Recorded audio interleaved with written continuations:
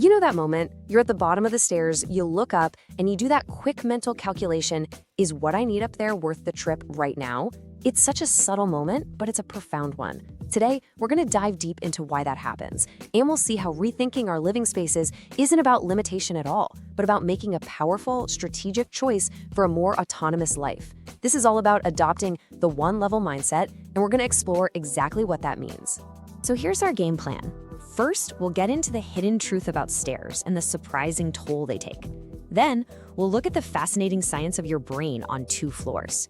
After that, we're going to reframe our thinking and see why accessibility is really the new luxury.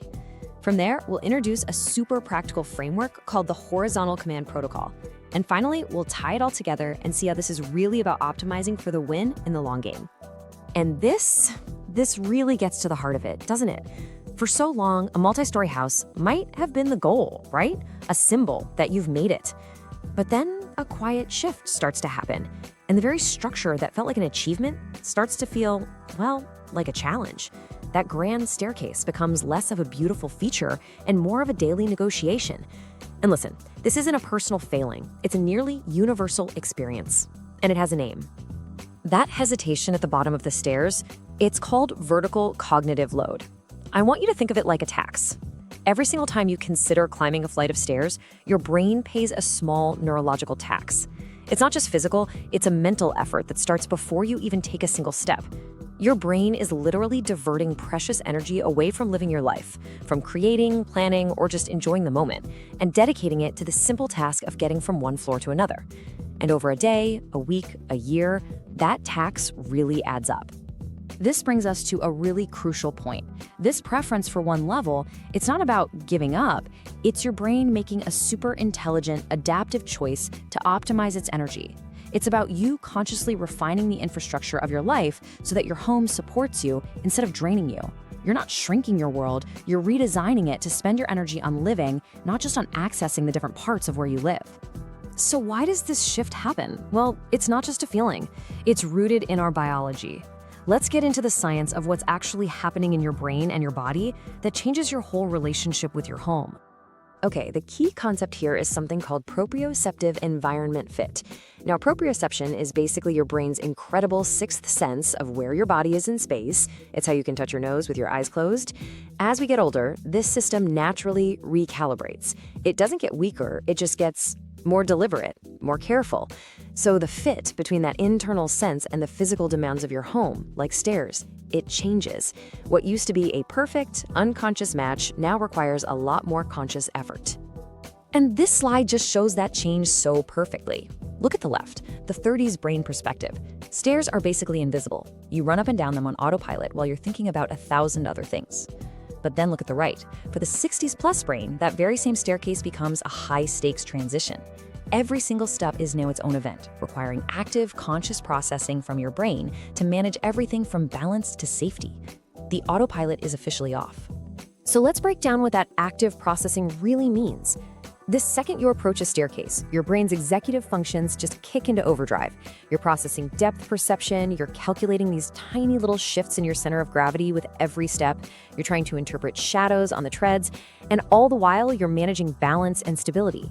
Now, each of these is a small task on its own, but they're all happening at once.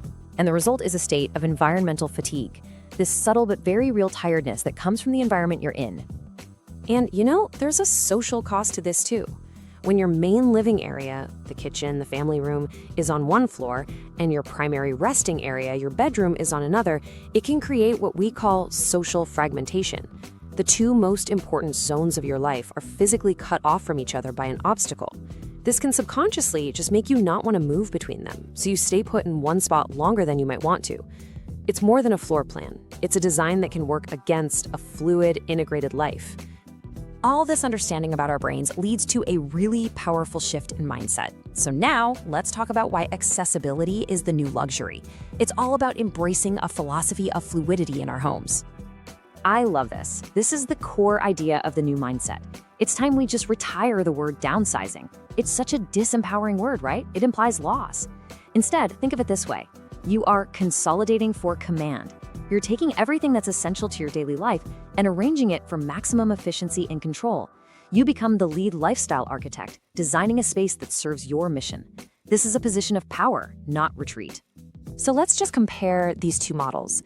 The old way of thinking, vertical complexity, sees the home as a series of daily obstacles. In that model, so much of your energy is spent just accessing life, going upstairs for a book, downstairs for a glass of water. The new ideal, horizontal fluidity. Here, the home is a frictionless support zone.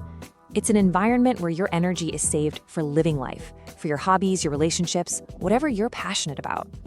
And really, it all comes down to this simple truth. The best home, the most truly luxurious home, isn't the biggest one. It's the one that just gets out of your way. It's a space that works so seamlessly with your life that you barely even notice it. It becomes this silent partner in your autonomy, a platform for your vitality, not some puzzle you have to solve every single day. Okay, moving from philosophy to actually doing something can feel like a lot. So let's get practical. Let's introduce a clear, actionable framework to help you put this new mindset into practice. We call it the Horizontal Command Protocol. It's your blueprint for taking control. The protocol is built on 3 main steps. First, the Utility Audit, which is all about understanding how you really use your space. Second is the Zero Threshold Standard, eliminating those small, hidden obstacles. And third, Zone Consolidation, which is the strategy for bringing your whole life onto a single command-level floor. The Utility Audit starts with a really simple but powerful observation. Just for 1 week, keep track of every time you have to change floors for some task. If you find that 90% or more of your actual living, your eating, relaxing, socializing, is all happening on one floor, but your essentials, like your bedroom or laundry, are on another, that's a huge sign. It means your home is systemically misaligned with your life. It's a data point that proves the design is no longer serving its primary user, you. So how do we actually put this protocol into practice? Let's take our time with this. We start with the Zero Threshold Standard. Go through your home and check every single doorway, every transition between rooms, and especially the lip of your shower. Even tiny 1-inch thresholds can create a subconscious anxiety that adds to fatigue. The goal is a seamless path. Next, Zone Consolidation. If moving isn't on the table, reconfigure your current home. Can you realistically move the master bedroom and the laundry to the main floor? This creates a completely self-sufficient living space. Then, set up a lighting glow path. This just means making sure your main pathways are flooded with bright, clear light. It drastically reduces your brain's cognitive load, especially at night. And finally, the spontaneous activity goal. Once you've made these changes, just notice. Notice how much more you move, how much more fluid your day becomes when you're not paying that staircase tax on every impulse. These are more than home improvement tips. They're identity defense systems designed to protect your autonomy. And this brings us to our final section, optimizing for the win. Adopting this mindset isn't a quick fix. It's about playing the long game. It's about applying the wisdom you've earned over a lifetime to create an environment that's going to support you for decades to come. Let's be crystal clear about this. That instinct, that quiet preference your brain has for a flat, accessible space, that is not you giving in to anything. It is a profound sign of strategic intelligence.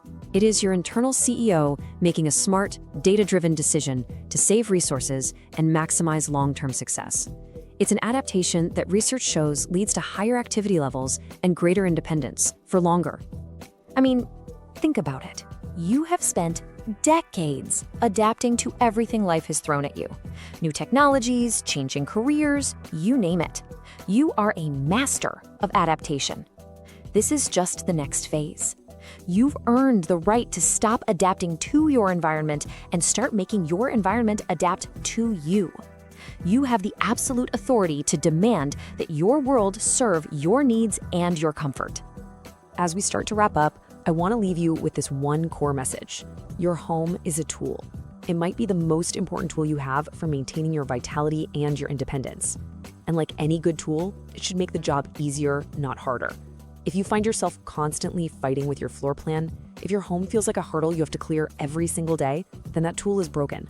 You have every right to a frictionless life, and you have the power to redesign that tool to serve you. So let's make this real. Here is a simple, gentle challenge for the next 24 hours. I want you to identify just one thing. Maybe it's where you keep your reading glasses, or your medication, or that favorite sweater. Something you usually have to go upstairs for. Just move it to your main floor today. And just for one day, experience what it feels like to shorten the distance to something you need.